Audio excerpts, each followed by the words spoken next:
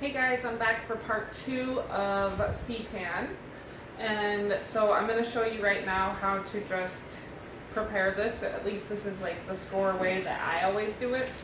So after it cools overnight, you're going to get it and it's going to look pretty like weird, right? Like, eh.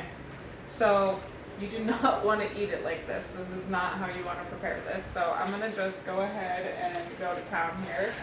And you basically just want to like start ripping it apart, right? Like, and you can rip it into smaller chunks if you want, but once you get it in the pan, it kind of looks a lot more natural in regards to just aesthetics and what you're cooking. So if you want it to look like chicken, this is the best way to make it look like chicken.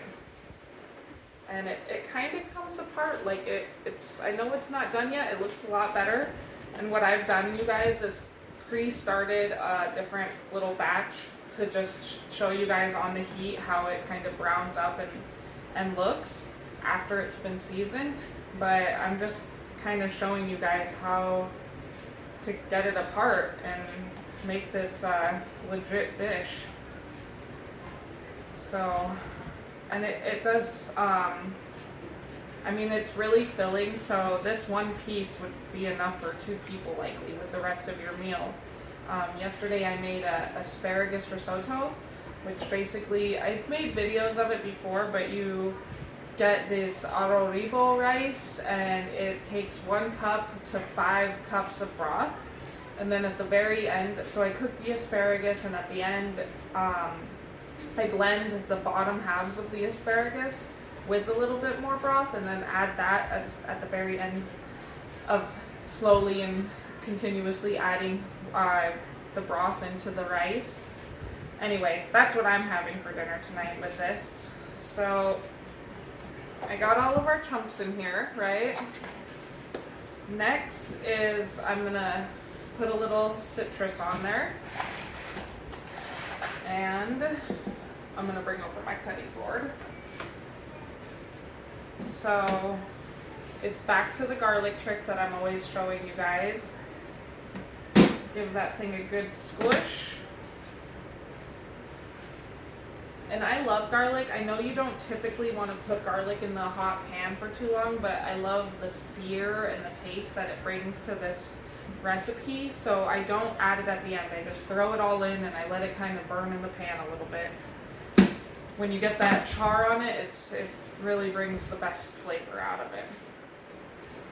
I'm also going to be using some lemon pepper, which I really love this brand right here. It's really tasty. Alright, so garlic.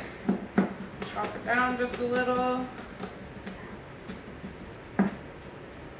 And then our trick.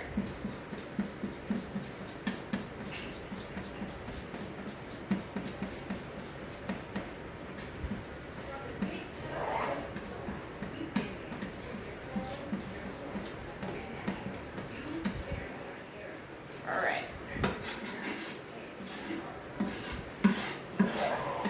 Get all that flavor in here.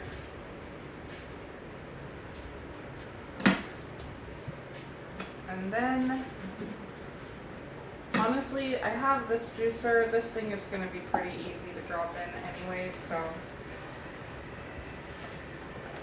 With this also, you really don't want to marinate it overnight with lemon juice. You really just want 20 minutes to maybe 2 hours tops, because the acidity of the lemon really softens up the consistency of our seitan, and it ends up being kind of mushy and gross if you leave it in here for too long. So just a little bit, just to get that flavor soaked into the surfaces, and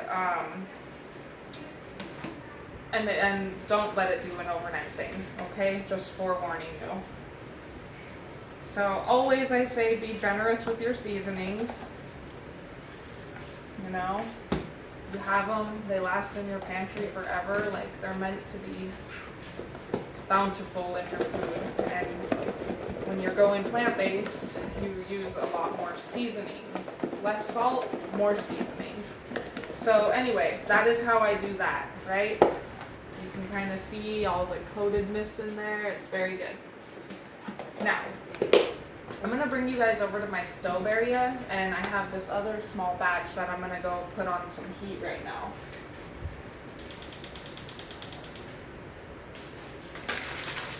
So, let me slightly prepare my work zone here, and I'm gonna bring you guys around.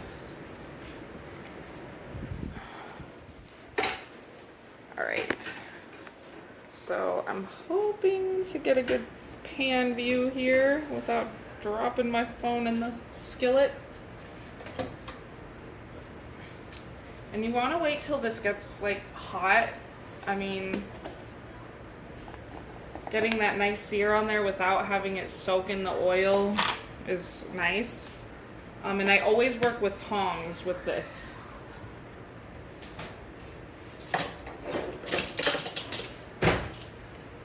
Alright guys, so I love the cast iron because it really gives things that extra char, and the cast iron, even when it does get that char, it's like already black seasoned pan, so it doesn't destroy the pan.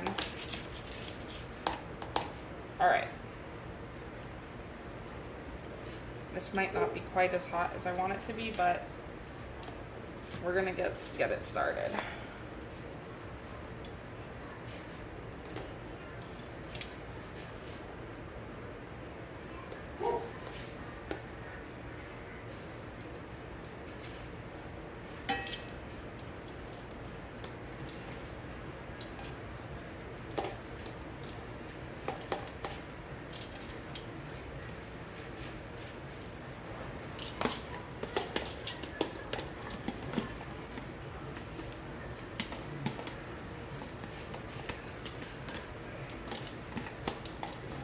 Alright, and I know it's a little bit of a process. You have to be present with your food a lot of times, guys, and cooking is one of those things. So, while yeah, I could walk away from this for, I don't know, a couple of minutes at least, I'm gonna just be present with my food and, you know, monitor it, flip it as needed. A lot of times the stove is got a tilt on it or something, the pan's got a tilt on it, and so a lot of heat follows to one side, so sometimes just being present, making sure you don't have one half completely burned and the other half partially cooked. But you can hear we got a sizzle going.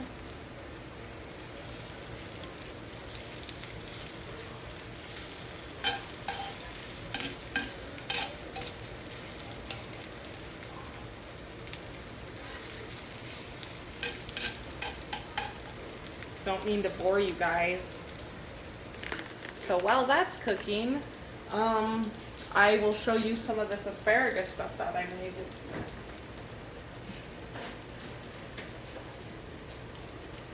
So this is one of my favorites. It does take a bit of time, probably I want to say about a 45-minute ordeal, but look at this beautifulness. This stuff is the best stuff ever. You'll have to find a video where I've made it already because it's really, really simple and it's super good for you. No waste, like I'm always talking about, the stems and stuff, and some of the harder things, you know, I always find myself giving the ends of the asparagus to the dogs or something, but this is a good way to get all that insoluble fiber in your diet and help those regular bowel movements. Anyway, okay, so let's go back over here, and I think these guys are starting to brown up a little bit, so let me show you.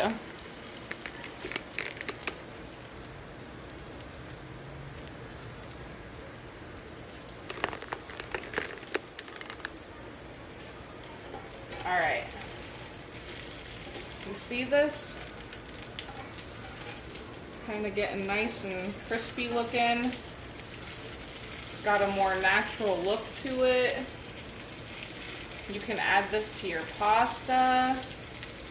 You could even bread these things and make little breaded chicken nuggets, or let's see here, make some kind of a taco with it, you would use different seasonings. Like I might do garlic, lime, cilantro, and a little bit of salt, and do like a taco with that. But garlic goes in almost everything I make. Yeah, garlic and onion, those are some really key staples in the house. Right? See how this like garlic kind of burns on there? It looks really yummy. I wish you guys were here to try it because it's so good. Like I can't stop eating this stuff when I'm eating it.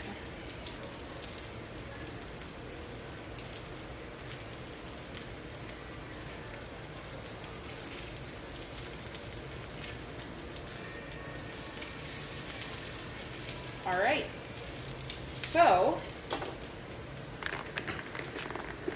oh, and here, ooh, camera stuff, okay, so that's it guys, that's the second half of it.